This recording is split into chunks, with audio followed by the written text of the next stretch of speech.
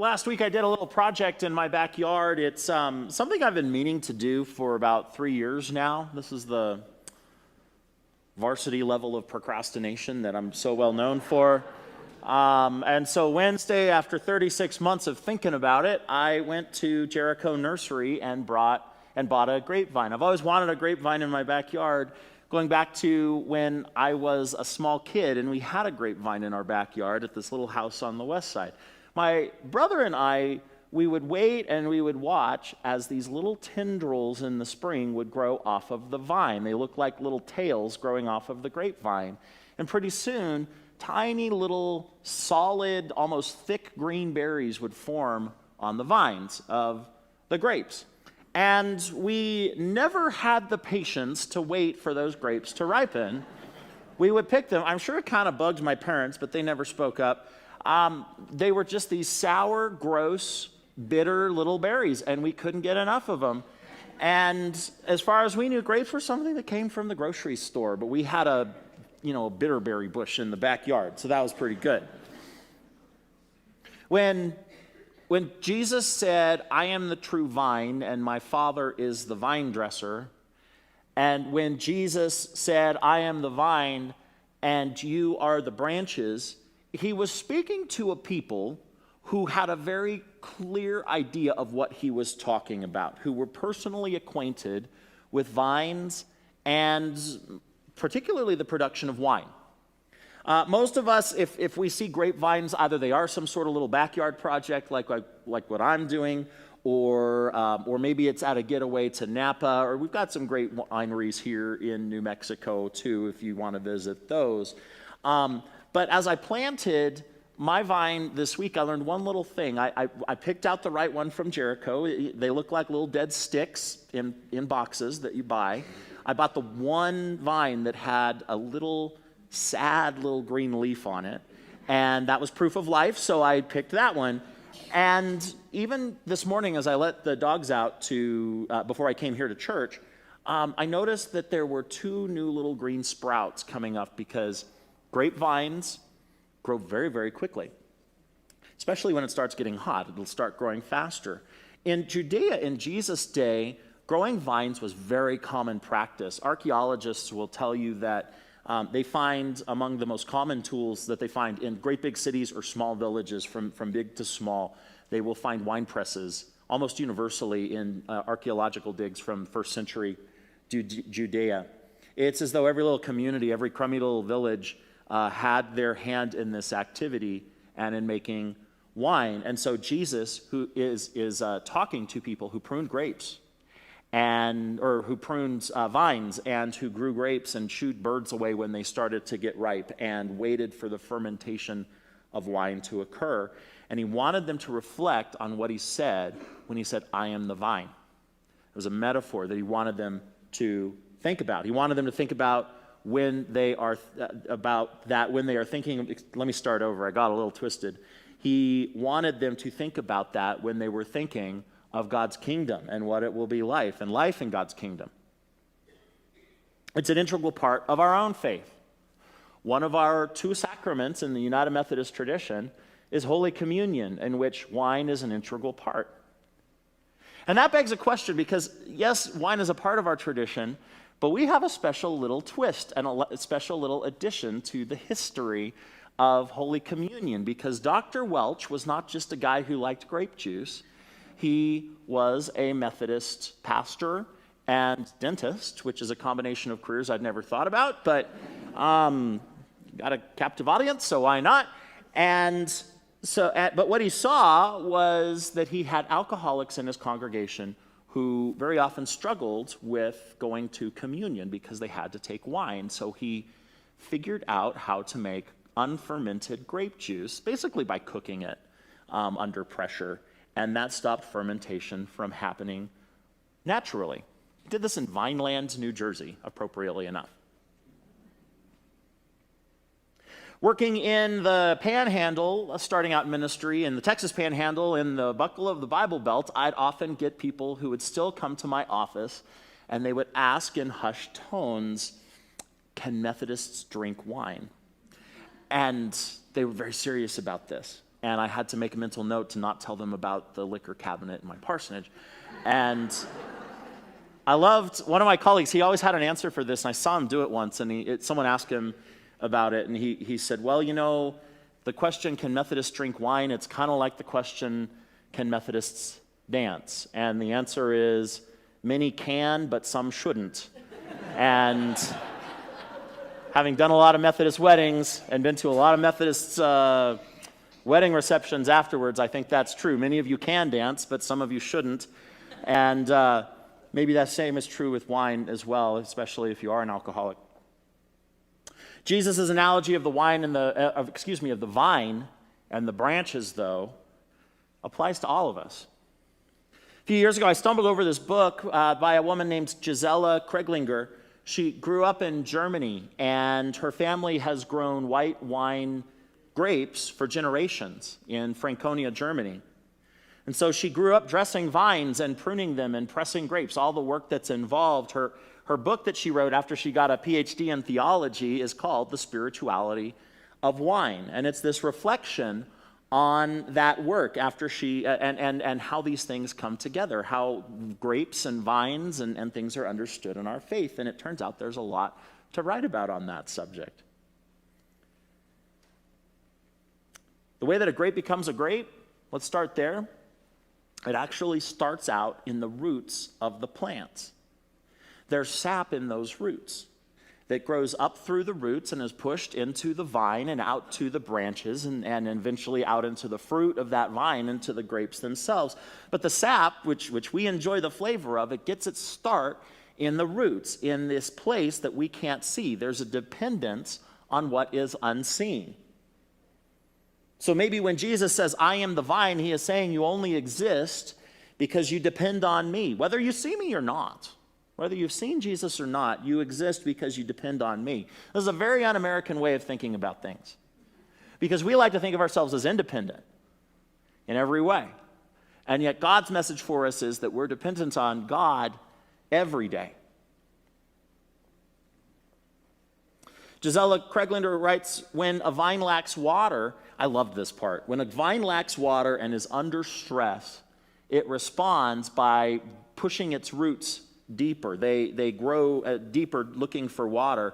And then she adds this, deeper roots interact with more layers of soil, and therefore the wine produced becomes more complex and therefore more valuable. I love that because we hate stress, at least most of us do. Some of us sort of say that we love stress and pressure. Those are the sickies, we don't talk to them, but most of us don't like stress, we avoid it. But what she is saying with vines is that there's stress because there's been no rain or there's even drought. And what vines do is they put down ever deeper roots so that what is produced is richer. Isn't that interesting to see that God asks us to put deeper roots in God's soil, especially in times of trouble or in times of worry or pressure? And the truth is, I know a lot of shallow-rooted people. I am too sometimes, by the way. That's not to judge or put anyone down. It's just, the sort of pop culture, social media meme religion that we all sort of follow or practice. It's thin. It's shallow. And it doesn't stand up to pressure very often. Some of us just like to dab a little in theology, but God wants us to have deep roots. We can understand why there's resistance to it, because deep roots, a deep faith, there's fear if we have that, we'd have to maybe change some of the things that we do or how we do things. God calls us to something deeper and more radical than the shallow faith that we just sort of share in the broader culture around us. For example, Jesus, he's saying this whole thing about vines and branches in his farewell talk to his disciples in John 15, right before the religious folks and the government officials arrest him. And what do they arrest him for? They arrest him for being a radical. Now, the word radical it comes from Latin, and the Latin term is radix. Anybody take high school Latin? It means root. It means something that comes up from your roots, to be a radical. The depth of our roots might eventually call us to change. The deeper our roots, the more we might be called to change, to create more complex and richer approach to spirituality. from what we find in the depth of our roots. There are things that we'd have to let go of to do that we're attached to. So sometimes we stay shallow. Things in our life, our lifestyle, our relationships, politics, they can get in the way. Greglinger, in her book, she writes and talks about growing vines. And she says what that takes is restraint. You just can't let vines grow all over the place all the time because they're sort of greedy little organisms, and they will ruin the land that you're growing on. You'll soon have sickly, undernourished vines. So you have to prune vines, and that keeps them healthy. It keeps the soil healthy. And maybe the Christian life requires restraint, some differentiation and wisdom. If you leave vines to themselves, not just grapevines, but any kind of viney plant, they don't act that differently from weeds. They sort of spread out and take over, choke off other plants. You have to restrain vines and prune them to keep them healthy. Sometimes you have to prune vines. I want to be very careful as I talk about pruning in a metaphorical way, though, because the truth is, I've heard this talked about in horrible ways. I remember a genuinely horrible sermon just a few years ago. Every once in a while, other people preach those kinds of sermons.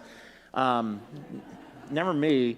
But this pastor, what he was saying was that, yes, God prunes us so that we'll be healthier. And he tried to say that the pruning is like challenges that we face. But his examples were horrible and really kind of hurtful because, he talked about illness.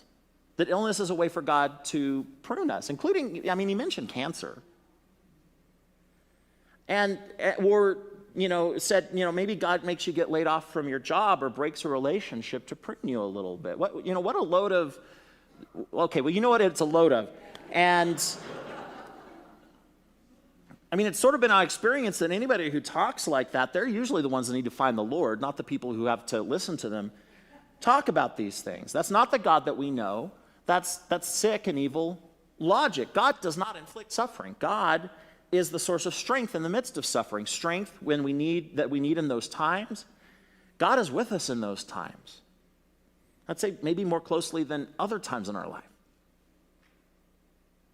And yet there is pruning, I think. Sometimes as our faith deepens, as our roots seek out deeper truths and in harder times, we might notice that there are branches of our faith that just don't hold up the way we thought they would in such hard times. We might notice there are branches of our beliefs that we see haven't borne fruit in the hard times, and then it's appropriate to shed those beliefs in favor of deeper ones that hold up under pressure. What I have found and what I would say is it's not just the things that we learn, it's not just the beliefs that we take on as we grow in our faith, it's also that we will sometimes notice that some of our beliefs have to be left behind because they don't hold up to reality, the hard reality. That's how we grow, is through that kind of pruning. That's a big part of why we need God. Because God connects us to God's self, and we learn and we grow as we abide in Him, to use John's verb. And there's also this. God connects us to God's self, but God also connects us to one another. And we need that too. We need lots of branches that connect to lots of different vines and bear fruit. Have you really seen grapevines up close or any other sort of viney plant? Tomato vines are not a bad example. They twist and they curve and they interweave, and you really can't tell where one branch is beginning and where another one is ending. That's life as God wanted it in the Christian community, as a big, messy, green, ferny explosion of life. I saw the logical extreme of this one time, sort of by accident. I was in England about 15 years ago, and what's great about London is in the middle of June, you can have this bitter cold, overcast, rainy, gross day. That's, welcome to England. It's great, especially in the summer. I was there for a study trip. We had a day off. I was touring a palace. They got palaces all over the place. And this rainstorm just opened up. It was already cold out, and it was starting to pour. So a couple of friends and I, we dove into this greenhouse that was on the property of Hampton Court Palace. And inside that greenhouse was only one plant. The greenhouse, by the way, was about the size of this room. And at the center of that greenhouse was a grapevine. It was planted in 1769 by the gardeners for King George III. It's older than our country. And over the centuries, it's grown. By the time of Queen Victoria, it was about the stump, the trunk was about 1 meter wide. Today, that trunk is 12 feet wide. It'd be a huge tree if it were a tree. And the vines and the branches grow off of that for 60 feet in every direction. It's all done in a very English way with nice straight rows and trellises that guide the vine very perfectly. But 250 years later, that vine still bears fruit. They pull off about 700 pounds of grapes from that vine every year. The record-setting year was 2003. I guess they had extra moisture, and they said they took off 833 pounds of grapes that they used to serve the kings and queens. Now I think they sell those grapes to raise money for veterans or something. But that vine is sustained by a lot of care and a lot of pruning and I imagine some very deep roots, framework of trellises. I mean, I think Jesus would maybe look at a vine like that and be very proud to talk about God's kingdom that way. That it's this big, expansive example of life in the extreme. And we do need that level of connection. We need to be part of something big. We were made for it. That's the problem, is in modern society, we live very disconnected lives. We don't live our lives like we're connected to the vine or to a large community. We live in disconnection. We have lots of information, and that's a good thing. We don't want to be uninformed, but we have lots of information at our fingertips, and yet we live with so much anxiety and fear. We have long friends lists on social media, but we see and talk with people less. Why are we so disconnected? So it's fine to be a people of information, but we have to address the ways that we live in 21st century America in a state of relational poverty and in disconnection. We're a lonely people. Jean Vanier writes, "To be lonely is to feel unwanted and unloved, and therefore unlovable." And this sentence, it floored me when I read it. Loneliness is the taste of death. No wonder some people who are desperately lonely lose themselves in anger or anxiety or even violence to forget the inner pain. And then he writes again, loneliness is the taste of death. See, we need that connection, a deep connection to God that deepens our roots and connects us with others, and that matters. And that's where church, when we're at our best, and we're not always at our best, but when we're at our best, church is a place where you can find that connection. I mean, that's the whole point of church. That's why God invented church. Church is a place where you can find that connection. Connection to God, to one another in the big, leafy, and we're a big, leafy mess, right, church? We're messy people. An overactive vine. We do things together that people never do together anymore. Did you know that? Even little things. God lives in these things. Even tedious things. I'd never thought about this, but one spiritual practice that was recently pointed out to me was waiting in lines. We do that a lot in church, don't we? A few weeks we'll do communion. You'll wait in line to come down here and receive communion. If you want to come for Ash Wednesday in about 10 months or so, you'll wait in line to receive ashes.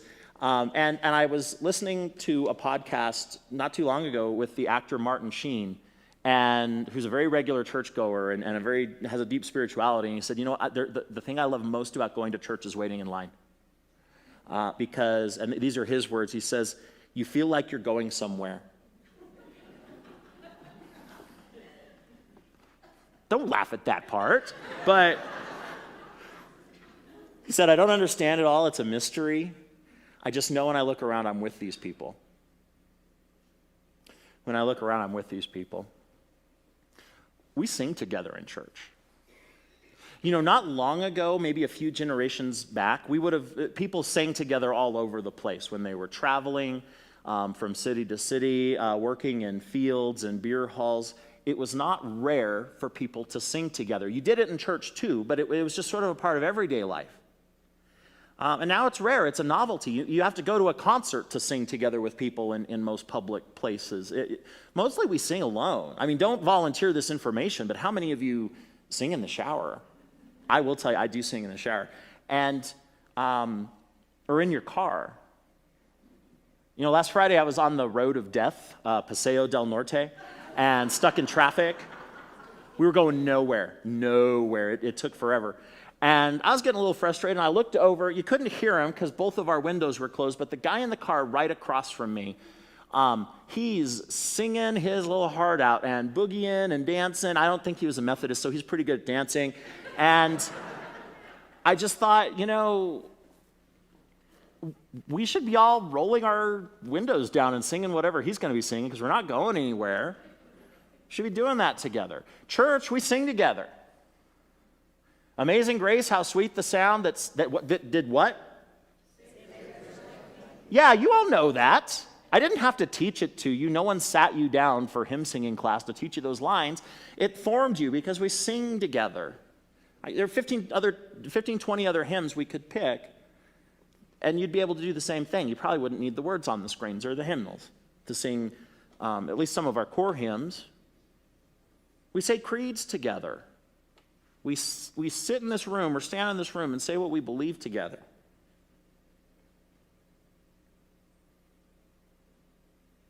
Church connects us. And let me close with this. For Methodists, we live it. I mean, we even have a term for it, connectionalism. We think of it as something that is, maybe it's not totally unique to Methodism, but something that we are good at. You know, the fundamental unit of the United Methodist Church is not individual Christians who sing or who pray sinners' prayers, although that's a good thing to do. It's not local churches. For Methodists, the fundamental unit of the church, is the big, universal, not just the United Methodist Church, but God's big family, the church. And we're connected. And we're part of that. We're going to mark that and maybe understand it in a new way, at least a small group of us, next weekend. Because, you know, for several months now, we've been praying for the Hobbs community. The folks in Hobbs, they lost their church. It disaffiliated, but there are 15 or 20 of them.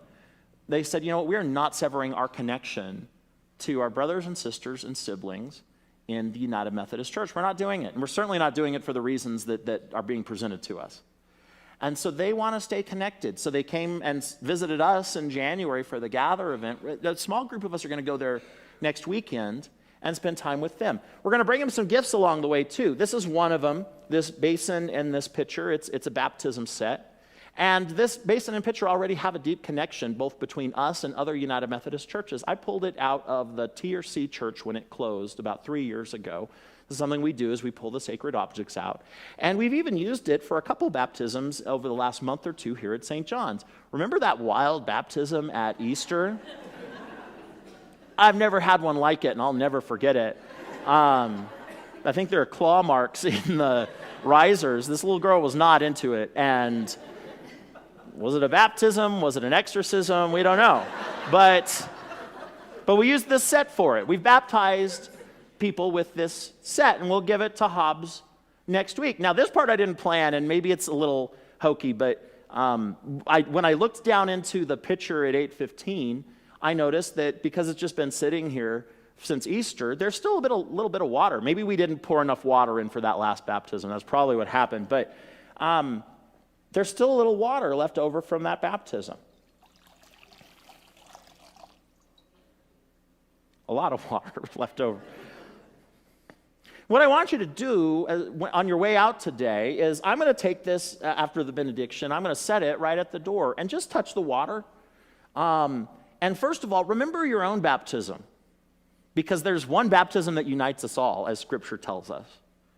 But this set will go on to baptize others. That community in Hobbs, they're getting visitors here and there. They're upbeat. They're excited. Our God is a God of connection in ways that we rarely stop to think about and appreciate. We're connected to the same vine, to the same God, to the same faith, across time, across geography, across culture. Thank God for our connection, because we need it. So let us pray.